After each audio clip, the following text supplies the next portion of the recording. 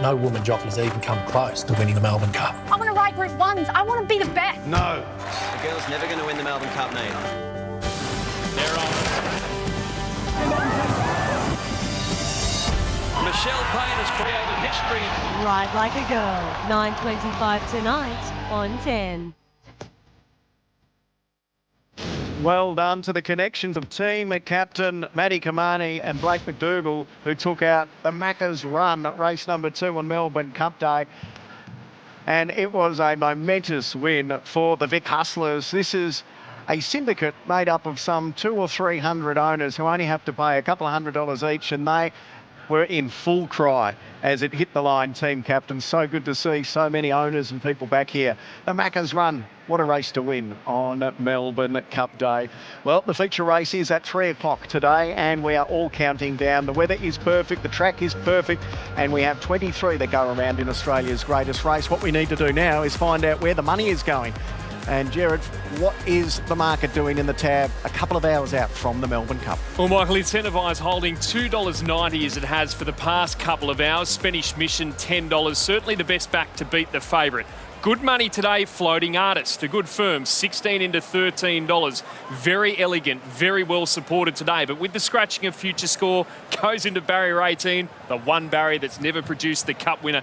Delphi, significant firm from opening price on Saturday night to now, 34 into $17. Explosive Jack, 51 to 34. The Derby King is a 3-year-old, has been very popular of those at odds, and just about everything at 100 to 1 or around near the 100 to 1 mark has fans. The once a yearers, they love the big price runners on Melbourne Cup Day. Gee, it's going to be interesting to see if we get $3 plus the favourite Incentivise. He was $2.30 3 days ago, so he's probably getting out to a better, more rightful quote in a Melbourne Cup as well. What we need to do. Hope you're enjoying Lexus Melbourne Cup Day on 10. The Cup runners have arrived on course, and for Kieran Moore and Dave Eustace, they have their best chance of winning Australia's greatest race today. They've got 4 runners in the Lexus Melbourne Cup. They went close last year with Persan and Sir Dragonet. That's Explosive Jack. He won 3 derbies as a 3-year-old. This is Floating Artist. He could be the X Factor. He snuck into the race with a very lightweight. Theo Nugent rides in the Cup for the first time today. This is Grand Promenade. Many believe he could be the best chance of their quartet. He was a dominant winner in the Bart Cummings. Maybe the only concern, a wide gate, but he's got Karen McAvoy on board. And Persan is the horse that ran so gallantly to finish 5th last year, and he's in ripping form, coming off a 3rd in the Caulfield Cup. The man who's in charge of those quartet is Kieran Moore, and he is with Georgie Tunney down in the horse stalls. Certainly is, and of course Lexus Melbourne Cup Day is a very busy day for so many people. However, I may be with the busiest man today. 4 horses in the big race. Kieran, how are you feeling? Feeling good, actually. Horses have all travelled well, and they all just went out for a various bit of exercise this morning, and all seem in good order, so pretty relaxed at the moment. We saw them just do a couple of laps of the parade ring, and they seem very relaxed, stretching the legs out. You've had a look at the track. Is it leaning any way towards one of your races right now? Who do you think is going to prosper on it most? I think they're all, like, there's a bit of give in the track. Liam's done a great job with that. I think he was up all night watering it, and yeah, it's going to be a hot day, and there's still obviously a few hours to go. But I don't think the track will be an excuse for any of the runners. Mm-hmm. Now, I have actually tipped a couple of your runners in the big race today, in Explosive Jack and Floating Artist. I want to focus on Floating Artist, though, in particular the jockey, Theodore Nugent, because an apprentice jockey, first time riding in the Cup. What's your advice to him? Well, I had a good chat to him last night. He's an apprentice to me, so we, he's been with us for 3 or 4 years, and I was thinking of my most inspirational speech I could give to him yesterday, and about waiting. There's a wave that'll come around the 800, and just about biding your time, and you're on a really good horse, and ride him with confidence. Don't just wait and be patient. And Yeah, so I had a good chat to him last night, and yeah, he's a very confident young man, so I'm sure he'll put himself pretty well. Hey, it's a confidence game. You got 4 big chances in the big race. Kieran, thank you so much for your time. I know you're very, very busy. Not 1, not 2, not 3, 4 horses in the big cup. It's an amazing achievement, isn't it? And not just that, he could also be winning Fashions on the front lawn the way Kieran Maher is looking today. Doesn't he look outstanding? That was a fascinating insight there, Michelle, because Theo Nugent, he's been criticised for his rides on Floating Artist the last 2 times he's been to the races. He's been unluckily beaten. The biggest occasion, the owners and the trainer have stuck with him. How do you think Theo will be able to handle the situation today? I think he should be fine, especially off that you know, information from Kieran and giving him confidence. I think the main thing is you really need to treat it as another race. A lot of riders go out there and get overwhelmed by the big stage and go too early or, you know, just make these mistakes that they wouldn't normally, and you really have to check yourself back into that. It is just another race, and you have to keep the same principles in mind with that. So as long as he does that, I think he'll be absolutely fine. He's got, you know, a great chance on a horse that he knows well, and I think that really helps as well. All he needed to do was watch Michelle's ride in 2015. He'll be fine. Of Kieran's 4, who do you like? Well, first of all, I like the tone of the voice. I mean, that's sort of inspirational. I'd be sending people off the wall with that sort of stuff, Kieran. That was fabulous. But look, I think Floating Artist is the one I've got on top out of the 4, but I can make a good case for the 4 of them. And you know they'll be here at Cherry Ripe. Check out the prizes. Oh, look at these prizes. And thank you very much, Katrina, for donating the Lexus and the Amiga watch. That was really lovely of you. I really appreciate that. Good do. The people that can win these prizes, over $100,000 worth of prizes. I'm so excited to see our national finalists on Thursday. But should we have a look at Queensland? Let's go there. Let's have a look. I've always had a passion for fashion. I'm a racing fashion blogger and I'm a bird mum. I'm Milana Maya, the Maya Fashions on Your Front Lawn finalist from Queensland, and I live in Mermaid Waters. I definitely think that my love of birds and my love of dressing up has some way correlated. One thing that I absolutely love is to hand bead garments, add my own special touch to things. I want to be one of those guys that can show other guys that you don't have to spend a fortune to look good and to dress well. My name's Luke Faulkner and I'm the Maya Fashions on Your Front Lawn finalist from Queensland, and I live in Virginia. When I was a kid, I'd come home from school and I'd actually draw and design my own footy jumpers. What I love most about getting dressed up for the races is the opportunity to showcase my own personal style. I like to get dressed up, there's no doubt about that. I like to go all out. I mean, everyone loves to wear a nice full suit, but every now and then it's nice to sort of break it up with some separates. The actual jacket came from a friend of mine in Tassie, which is a really nice sort of check number. Pants actually came from a suit that Jess bought me some time ago, and just, yeah, sort of paired it back with some shoes from Oxford. My outfit this year, the fabric I found at the Spotlight clearance section. There was only 3.5 meters left on the roll, so my amazing dressmaker was able to drape the dress to perfection, and I had a Stephanie Spencer blue hat that absolutely finished off the outfit beautifully. I haven't set out to try and win, but it'd be pretty cool. To win the Maya Fashions on Your Front Lawn is my absolute all-time dream.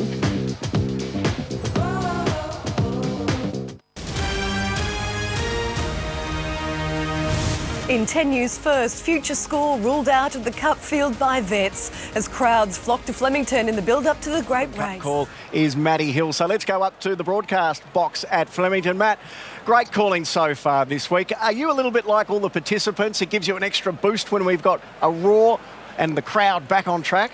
No doubt, Michael. Walking in on Derby Day, there was such a great buzz, wasn't there? And it was really great to have that noise again, which we've missed so much over the last 18 months. And, of course, double the crowd today with beautiful Melbourne weather. So you can't beat it. I can't wait for the Melbourne Cup. Many of the racing experts think that it's an old school Melbourne Cup with only the 3 internationals there. I think we're in for a classic. Yeah, I don't disagree with you. A lot of people who'll be watching the Cup today see you calling every race, a couple of hundred horses, a couple of hundred different colours. And like myself, you go down to the supermarket and you forget 2 things that were on your shopping list. How do you remember everything?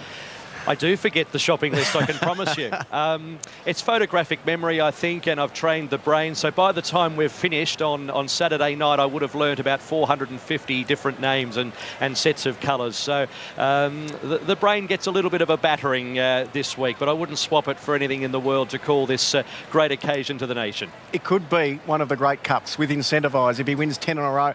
Have you got something that you've stored up if he does win?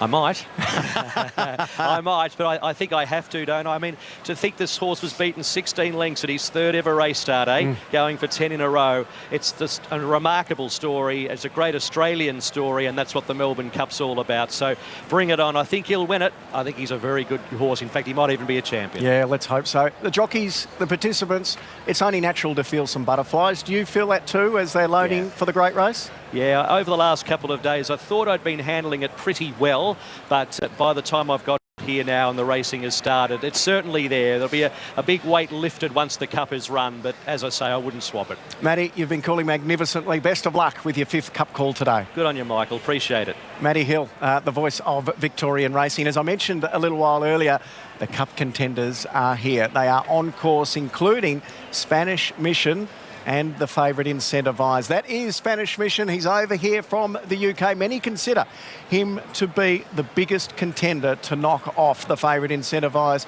He'll be ridden by Craig Williams today. And there is the favourite, Incentivise. And is that an omen? He's in the American stall who won the great race. Peter Moody and his strapper Will there, hard at work. It's a warm day today. The health and the care of the horses is paramount. They have fans down there. They've got a light mist which is sprayed on them. He looks calm. He looks relaxed, doesn't he? It's a long way from Toowoomba in the middle of March to headquarters on Cup Day.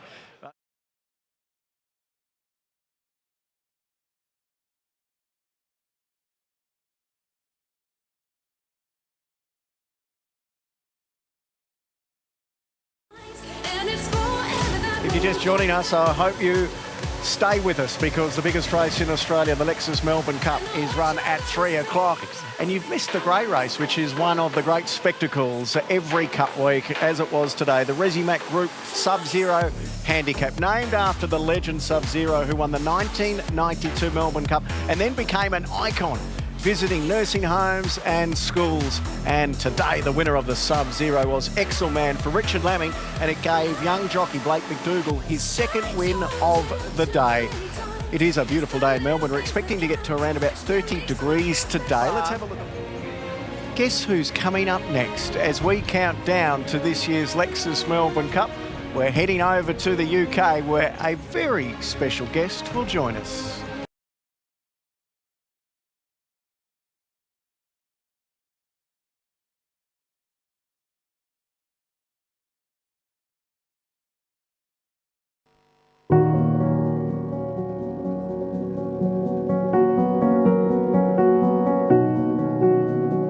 Having won 2 of the last 4 Melbourne Cups, firstly with Rekindling in 2017, then Twilight Payment last year, when thinking of who we'd like to get to know a bit better this year from an international perspective, really it was a no-brainer.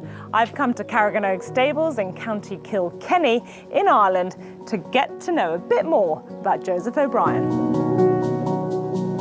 What's it like to have won 2 Melbourne Cups by the age of 27? I never would have imagined that we'd have been as successful as we have been. I have a very good team of people.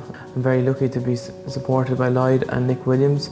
They obviously know Australian racing better than anyone, so I'm very lucky to have their guidance over the last 2 years. Tell me about your experience when Rekindling won, when you were there in person. Yeah, it was incredible. You know, we thought the horse had a live chance of running well.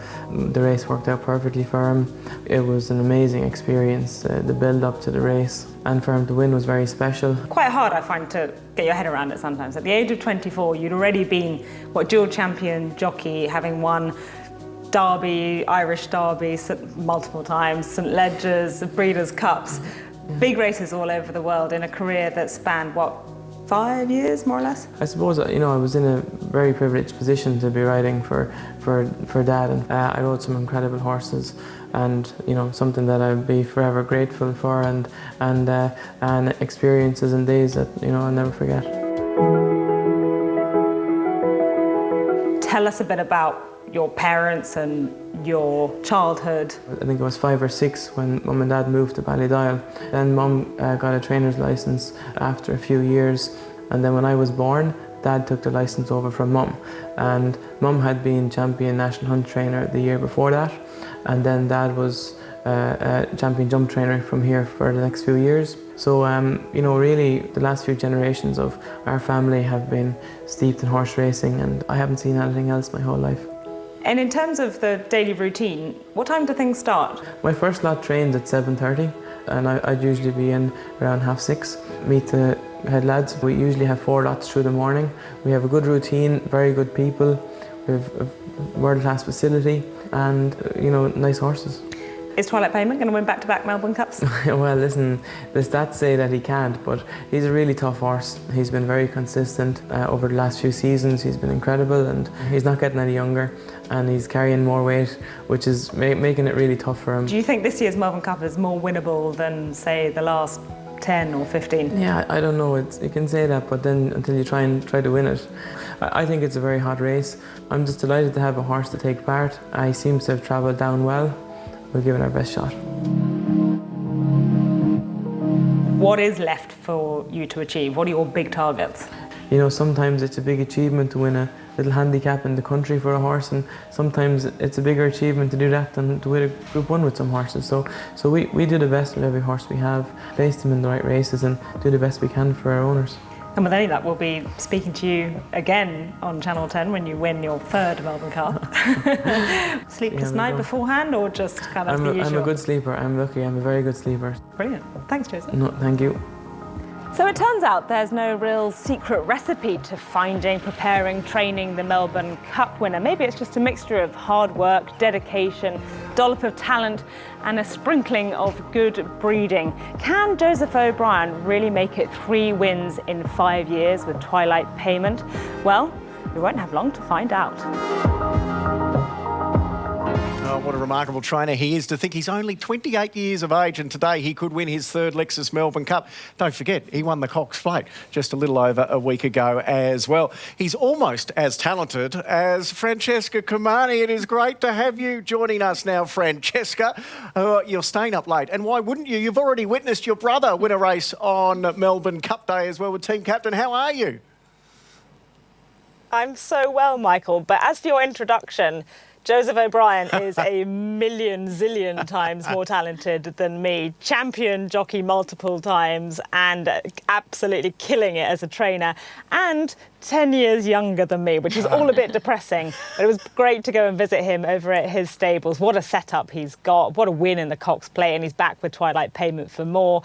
And yeah, talking of successful trainers, it was brilliant to see Matty with a really good winner already on Cup Day. There's no doubt about that. And Joseph O'Brien, it may be a good tip. He's decided to jump on a plane, and he is here in Australia. He'll be arriving on course. So we're going to have Joseph O'Brien in person here to watch Twilight Payment. And Michelle Payne is here as well. Michelle, you've actually had an experience working with Aidan and Joseph, riding out with a young Joseph over there years ago. Yeah, funnily enough, I think it was like 13 years ago. Joseph was 15 and hadn't started riding at that stage, and I was over there for 2 weeks for experience, just to learn off the greatest trainer around the world in Aidan O'Brien, and riding out with Joseph before he'd even ridden in a race. So it's amazing to see his journey, you know, to what he's doing. It's just remarkable. He's so young, but you can just see he's so dedicated in what he does. He's had the best master to learn off, and he's making the most of it. Absolutely. He's one of 2 internationals. We'll maybe call Sir Lucan a 3rd, because he has his first Australian start for Gay Waterhouse and Adrian Bott.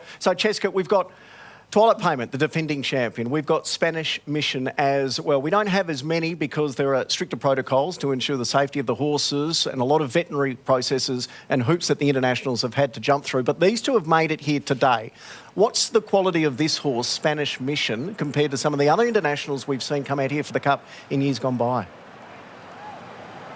Oh, well, Michael, we might be light on numbers in terms of internationals, with only 2 taking part this year, but we're not light on quality, because Spanish Mission has got all the right form in the books. He was a good winner of the Yorkshire Cup earlier in the year. He was 3rd in the Gold Cup at Ascot, and then he ran Stradivarius right to the line in a thrilling Lonsdale Cup. That's all weight for age group form. He's a classy individual, and I think he's got a great chance. Well, this is the Lonsdale This is him Cup. actually in that epic duel with Stradivarius. He was sensational on the day. Look, it was only a 4-horse field that day, but these two locked horns and you never quite knew which way it was going to go in the straight. Finally, just on the line, much to Frankie's relief, Stradivarius put his head down. But that's the kind of quality of form we're dealing with here with Spanish Mission. Hi Cheska, it's Michelle here. Just wanted to say to you, I think we've got a bit of give in the track here today, a fair bit more than what we usually see on Cup Day. It's 30 degrees and it is firming up, but I think that's definitely going to play into the hands of these guys from Europe as well. Yeah, definitely. It's good to hear, actually. I mean, from a perspective of the well-being of the horses, it's nice to have a bit of give in the ground. And it looks like you've got a bit of a breeze there as well and hot, drying conditions. So by the time we get to the Cup, it should be absolutely perfect. I think international trainers are quite aware of not sending down a real mudlark because on the whole it does tend to be firmer than the horses can be used to over here. But yeah, I wouldn't have said the ground was any concern for Spanish Mission or Twilight Payment. Well, Cheska, Twilight Payment is the defending champion. No 9-year-old has won a Melbourne Cup, though, and he's got to carry the 58 kilos. Is he going as well, if not better, than 12 months ago, do you think? Yeah, he's definitely going well, and his form's really picked up in the second half of the season. His second in the Irish St Ledger to Sonny Boy Liston was as good a form as you can hope for from him. Similar, actually, to last year when he was third in the same race before coming and winning the Cup. He actually went around at a slightly silly price last year, didn't he? Double figure odds. He led and won. He carried 55.5 kilos that day, so he's of course got more weight on his back. He is another year older and he probably won't be allowed a soft lead in front like he was last year. Look, the weight thing is kind of crucial, isn't it? Makybe Diva in 2005 was the last Melbourne Cup winner to carry more than 56.5 kilos to victory. And I think we get sucked into it every year, don't we? The classy horses right at the top of the market who've got the best form in the books. They have got that bit to contend with about the weight, although I do think with a slightly thinner field this year, maybe it's not going to be so pertinent because you haven't got a stack of quality horses around the 54, 55 kilo mark. So there's a bit of a drop off between the 57, 58 kilos and then right down more towards those carrying between 50 and 53 kilos, say. It's a fair call. I'm keen to get your thoughts on Incentivise, the favourite, which has taken everything before him here in Australia. But we've also got to ask about Sir Lucan. We spoke to Gay a little while ago and she said he's settled in well, he's getting better. Has he got the class to be a Melbourne Cup winner? Well, he's got very similar profile to the likes of Rekindling and Cross Counter, those Northern Hemisphere 3-year-olds. He's run in similar kind of races. You could say not quite as well, and especially in the St Ledger at Doncaster last time out, he was pretty disappointing. However, good runs in the Great Voltager at York and good at Goodwood before that. He's a horse that tends to loom to win. He often sits quite far back, comes with a good run, and never quite hits the front. I think it's going to be down to Glenn Boss today to kind of trick him into it, and with a big field that could be to his advantage. I really liked him with 50 kilos. I know Glenn's putting up a kilo of overweight, but still 51 is a very nice lightweight for him to carry. So yeah, of those lighter weighted horses with a bit of a interesting profile, he definitely ticks the right boxes for me. Cheska, we'd love to hear your thoughts on our local star in Incentivise. We think he could be anything. Obviously, he's getting out to the 3,200 metres for the first time. He hasn't got staying breeding on his side. What are your thoughts on him? Yeah, it's hard to judge, isn't it, Michelle? Because there's so many positives in his favour. He's won his last 9, he's won his last 3 Group 1 races, he won the Caulfield Cup, absolutely doing handstands. So all those things tell us that he's a very good horse. I love he's just giving Moods a little nudge there. But there are a couple of questions, aren't there? He's got more weight to carry now. He is going over the 3,200 metres for the first time. Moody said the Caulfield Cup was his big target for the prep. So is this a bit of an afterthought? And look, it's the first time that we're seeing the internationals taking on the local horses, whereas normally we'd see that in the Caulfield Cup, in the Herbert Power, in the Geelong Cup. So you get a bit more of an understanding as to how they all compare. Whereas now we've had to wait till the Melbourne Cup, till the big one, to see the pecking order between these good horses. It's fascinating. I love this clash between the local star and the couple of big guns from abroad. Yes, it's almost like an Ashes battle, isn't it, Francesca? And we'll see more of that later on.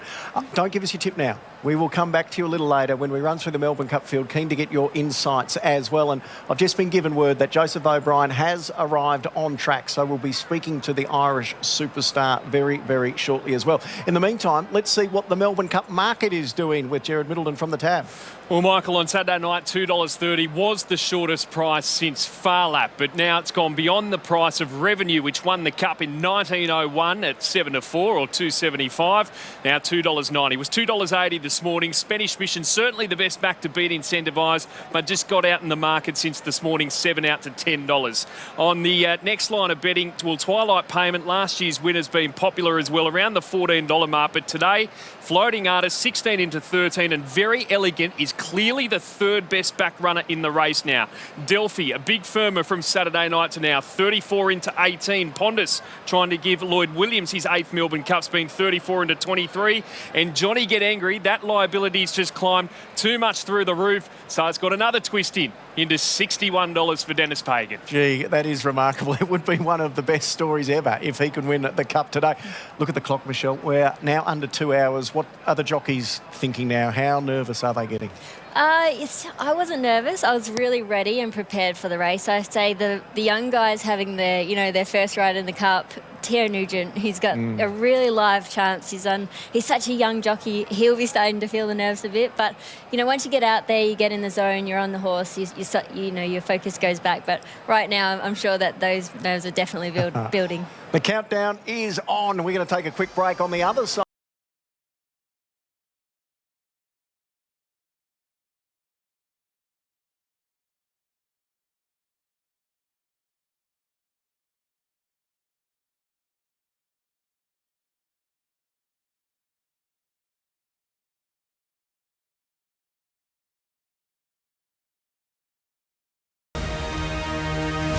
Hello, in 10 News first, 10,000 flock to Flemington, ready for the biggest day on the Australian racing calendar.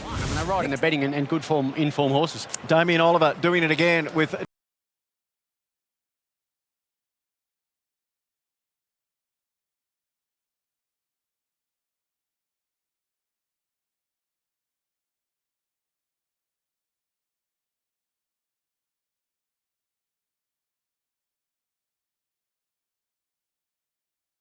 even come close to winning the Melbourne Cup. I want to ride Group 1s. I want to be the best. No. The girl's never going to win the Melbourne Cup, Nate. They're on. Michelle Payne has created history. Ride Like a Girl, 9:25 tonight on 10.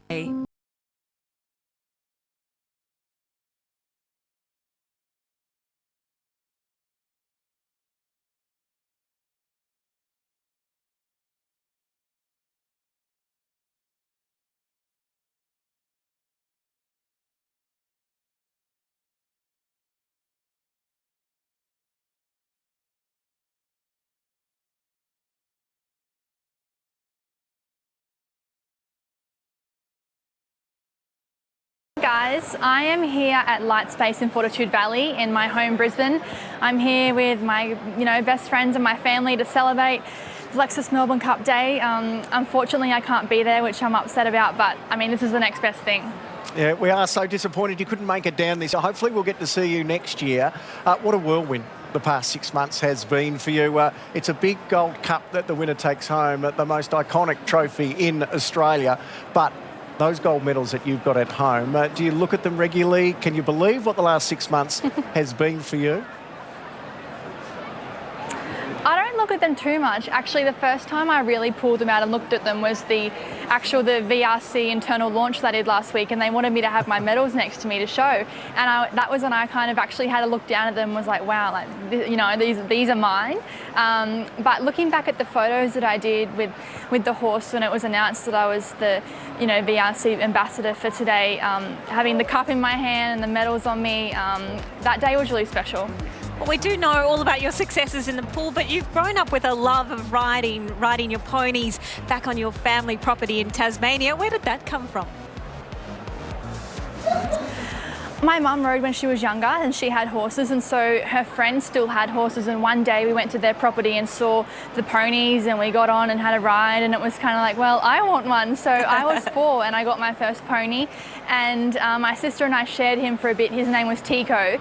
And then we started to get into riding more and more, and we got more horses and started doing gymkhanas and pony club and represented our school, and it actually got quite serious for a bit there. We had 8 horses at one point, but then when swimming kind of came along and that got really serious, it was just too hard to balance the two, and that's when we had to sell the horses. And I still remember when I sold my favourite horse, Tara, that day. I couldn't say goodbye to her. I was so sad, but I hadn't ridden for 10 years, and so to get back on, you know, just a couple months ago was really cool. I saw that vision. You're a natural. If there hadn't been a local swimming pool, you could have been with Andrew Hoy at the Olympics instead of winning up gold medals in the pool. You've tipped everything this year. Everything you've touched has turned literally to gold. Can you give us a winner in the Melbourne Cup today? I am definitely tipping Incentivise. I mean, I know he's been talked about a lot, but he's a Queensland horse, so I'm going to back him, and so I'm going to be watching very closely. I really hope he gets over the line first. I think she's on the money. I think so too. Thank you so much, Ariane. Really appreciate you giving us some of your time on what is a massive day all around the country. Isn't she sensational? I hope that she got the morning off training at least. Oh, if you won 2 gold medals, would you only just take them out every now and then? I know. You'd be wearing them every day, wouldn't you? Exactly, I would be. All right, well, we are revelling in the Melbourne Cup spirit here, and it's time to head over to WA, my old hometown, and catch up with our own Britt Taylor. Britt, how's everyone celebrating in Perth? Oh, well, you know, Katie, better than anyone being a local here from Perth, how much everybody gets into the spirit of the Melbourne Cup. And let me tell you, they're here early at Ascot and ready to enjoy the 10-race local program, but also ready to watch the Cup on the big screen. There's no doubt about that. I know it gets pretty wild over there because everyone loves their racing. We're going to see more WA racing on the screens of 10 throughout the rest of the year as well. Cannot wait for this. Our Masters Series, the Railway, the Winterbottom and the Kingston Town will all be shown on the screens of 10. And you guys saw on Derby Day the colours, the cerise and white of Bob and Sandra Peters win the Cantala with Superstorm. Well, I think they'll be featuring pretty heavily come Masters time because Bob currently has the favourite for 2 of the 3 Group 1 features. Well, Britt, give us your early thoughts on the Cup. Who are you tipping? Well, I think I'm singing from the same hymn sheet as everybody with Incentivise. I watched his Caulfield Cup win here at Ascot, and I haven't felt that in awe of a single horse's performance probably since Winks. I was just amazed about what he was able to do that day. I think if you're playing trifectas, Spanish Mission, I love the way that when he got in a dogfight with Stradivarius last start, he just kept on coming. And Floating Artist, no right to finish the way he did in the Moonee Valley Cup. So that's the way I'm playing the trifecta. I think Britt's been copying my notes. They are very, very similar to how I see the Melbourne Cup as well, Britt. Let's hope you're a very good judge. Let's hope so. There is the time clock. We are now just 1 hour, 24 minutes away. And don't forget, WA Racing. After the Spring Carnival, there is no better racing in Australia than the Summer Carnival over in WA. November 2027 and December 4, you'll see it live and exclusive on Network 10. Katie, these are the equine superstars that the whole of Australia will be watching in the pre-race stalls. There is Very Elegant. She is the horse of the year, the 9-time Group 1 winner. She ran gallantly in last year's Melbourne Cup, and she partners with her old boyfriend, James McDonald, back in the saddle today. And this is Great House, another one of Chris Waller's runners. He won his way into the Melbourne Cup on Saturday when he won the Hotham, which is another great story. We mentioned earlier, 9 jockeys, can you believe it, having their very first ride in today's Melbourne Cup. Let's meet the jockeys in our greatest race. John McNeil, rewind the clock to last year and this was his day. His first ride in our greatest race. Can Giant Twilight Payment make it 2 in a row? Brett Preble, born and raised in Ballarat, Brett was a hometown hero when he won the Cup in 2012 on Green Moon. Craig Williams, a veteran who knows how hard this race is to win. It's not as easy as it looks. In 2019, he broke his drought on Vow and Declare. On his 15th attempt. James McDonald, a New Zealander who's in red-hot form after 4 on Penfold's Victoria Derby Day. John Allen, won the Derby on Hitotsu, began his career as a jumps rider in Ireland. Damien Layden from WA, he has ridden winners in the Caulfield Cup, Cox Plate and Golden Slipper, but not yet the biggest race of all. Damien Oliver, 49 years old, a legend of his sport, has won the Cup 3 times. Doremus for Damien Oliver. I think he's got the Cup one. His last in 2013 on Fiorente. Inducted into the Australian Racing Hall of Fame in 2008. Damien Thornton, his father is a trainer, his brother and sister also jockeys. A big day for the Thornton family on the Gold Coast. Ron Stewart began his career in Sydney, now based in Brisbane, and has ridden in Asia and Mauritius. Next stop, Flemington. Lachlan King, the son of Cup-winning jockey Stephen King, lived a dream last year, winning his first Group 1 with Johnny Get Angry in the Derby. Daniel Stackhouse, another Kiwi jockey, rode the Chosen One in last year's Cup, still chasing his first Group 1 win. Luke Curry, a journeyman who has ridden in Australia, Singapore, Mauritius and Malaysia, won the McKinnon Stakes last year with a storming finish on Arcadia Queen. Blake McDougall recently moved from New South Wales to Victoria with the hope of securing some big spring rides. Now he's landed one on the biggest day of all. Fred Kersley, one of racing's young guns at just 22. He began riding just 4 years ago and is named after his famous pop, Fred Sr., who trained the Great Northerly. Rachel King from England, now based in Sydney. Can she join Michelle Payne as the only female jockey to be a Cup winner? Karen McAvoy. No jockey's name is bigger in recent Cup history. What a finish to the Melbourne Cup. Meghan Cross-Counter has won the Melbourne Cup. Chasing a record-equaling 4th victory after wins on Brew, Elmandon and Cross Counter. Patrick Maloney, son of trainer Gerard, he has spent time riding in Singapore and is looking for a breakthrough Group 1 win. Harry Coffey, an inspiration. He has cystic fibrosis and has sheltered himself during the COVID pandemic. But now he's saddling up for his first Cup. Craig Newitt, father of 4 from Tasmania, ready for his 11th Cup ride. His first back in 2002 as an apprentice. Dean Holland started his career as an apprentice in Adelaide, booked his Cup ride on Tralee Rose after they won the Geelong Cup. Theo Nugent, just 23 years old, spent time learning his craft in Ireland, now making his name back home. Michael Dean, 25 years old, but already with more than 500 career wins, including 5 Group 1s. Glenn Boss formed a legendary partnership with Maccabi Diva to win 3 straight Cups. Kylie Diva shut away, and she's going to do what no mare has ever done. It is the greatest Melbourne Cup win of all time. Closing in on 2,000 career wins. Just going to the barriers, I knew I was a winner.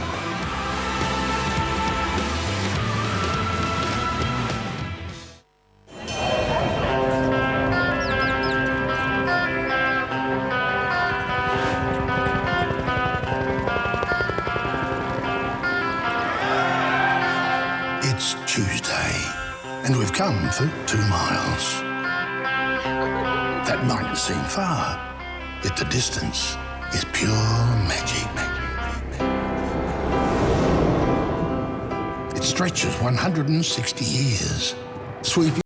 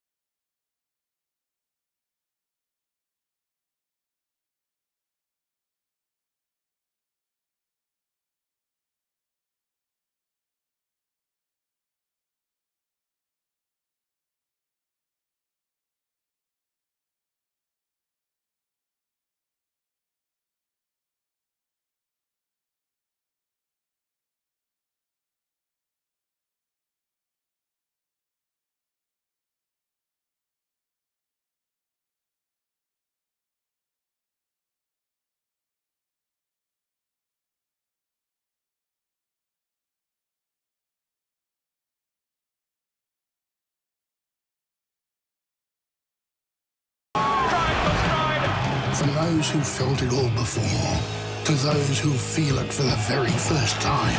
And the field is set. Stand by for a start.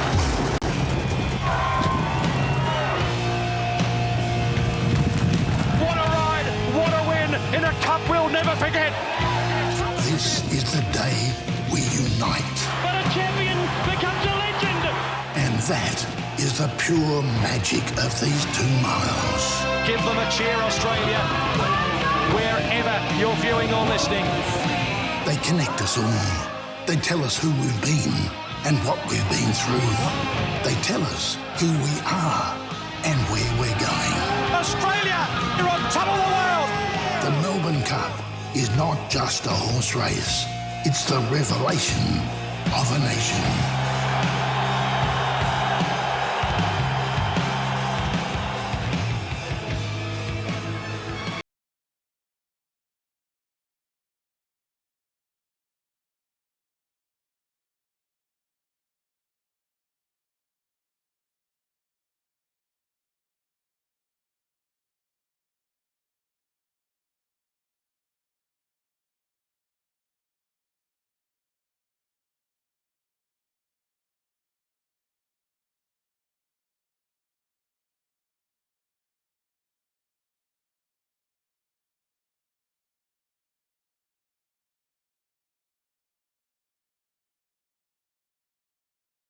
Contenders in this year's Melbourne Cup, and our expert panel will be here to tell you the stories and hopefully find you the winners as well. Michelle Payne, a legend of the Melbourne Cup, the first female to ride the winner of the Cup, Prince of Penzance. Michelle, this is where it starts to get exciting. It is, and I can feel the nerves building for the jockeys in there because it's the final stages. You're doing your last check over the form, how you want to ride your horse, how the track's playing, and it's that time when you try not to let the nerves get to you. You're in the moment, you're so excited. It's what we train for, it's what we aim to be racing in the biggest races, and our biggest race today. So I'm so excited for them all. 9 having their first start in the Melbourne Cup. We've got Rachel King, one of those who is only the 13th female rider to ride in the race. So we're cheering her home really hard, and it's just great to be out here. Yeah, it would be phenomenal if she could follow in your footsteps and become the second female to win the Cup today. David Gately, one of the best form analysts in the world, is with us as well. And Gator, the Cup is always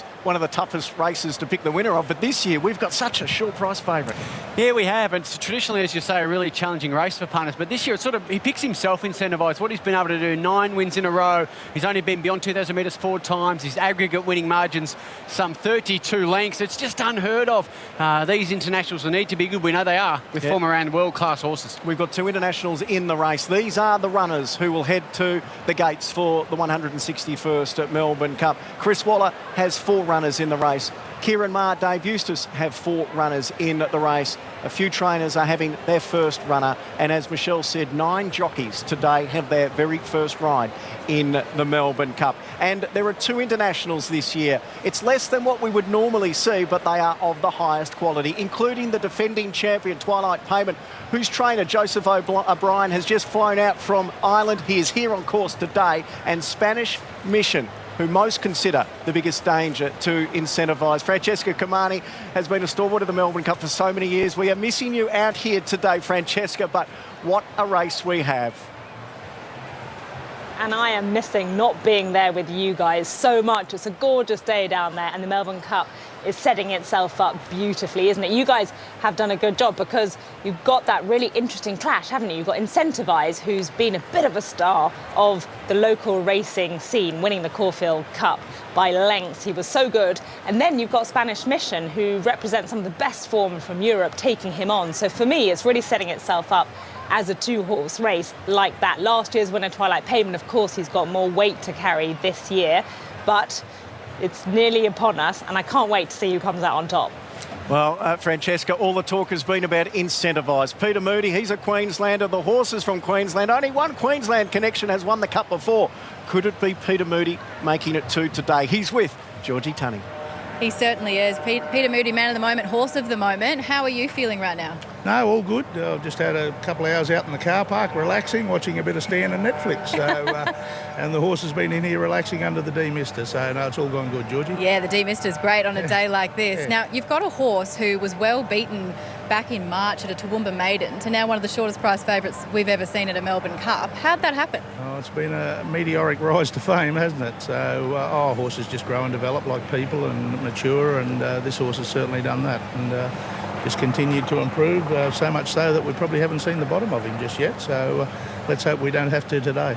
We wish you all the best, and hey, have a think about all the celebrations going up in Toowoomba if it gets over. Yeah, I reckon Toowoomba, the Darling Downs and Queensland will erupt. It's a chance to be Queensland's second Melbourne Cup winner after McDougall, I think back in '59, so it's been a while between drinks. Peter Moody, good luck. Thank you. From one Queenslander to another, really looking forward to this race. Gee, he's so relaxed, isn't he? And so is Incentivise.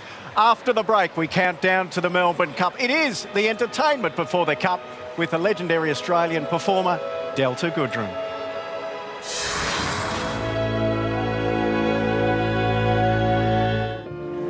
It is a picture-perfect spring day in Melbourne for Australia's greatest race, and that is the home of racing, fabulous Flemington. And the countdown is on to the 161st running of the Lexus Melbourne Cup. 23 runners this year are all competing to write their name into the record books of our great race. And it is now time to build up to the entertainment. And what better way to start the entertainment than with Delta Goodrum, an icon of Australian music.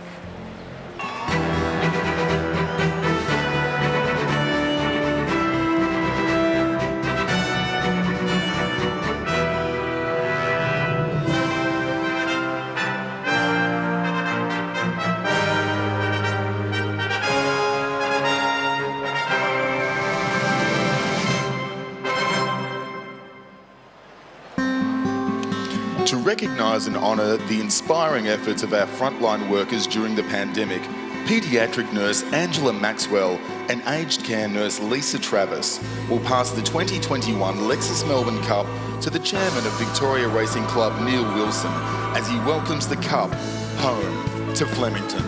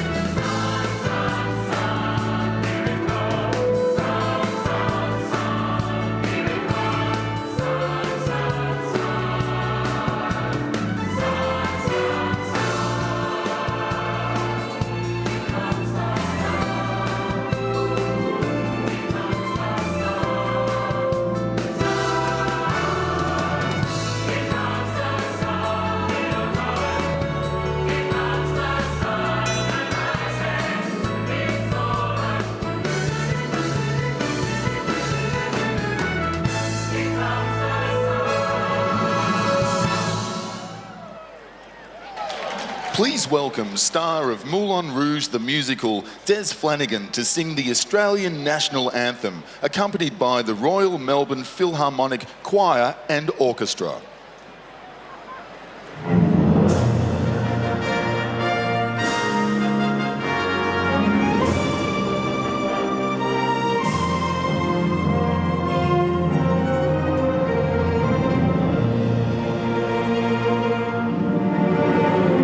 Australians, all let us rejoice, for we are one and free. We've golden soil, wealth for toil, our home is girt by sea.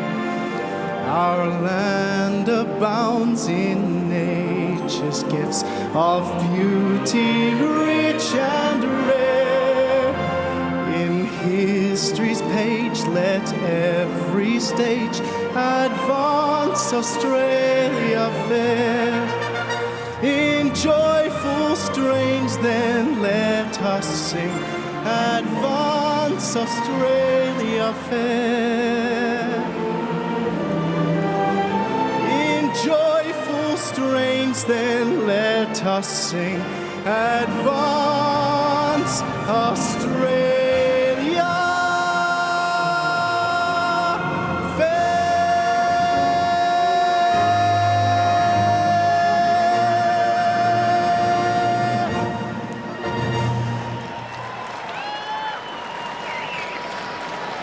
Oh, what a wonderful build-up. And now, the moment we've been waiting.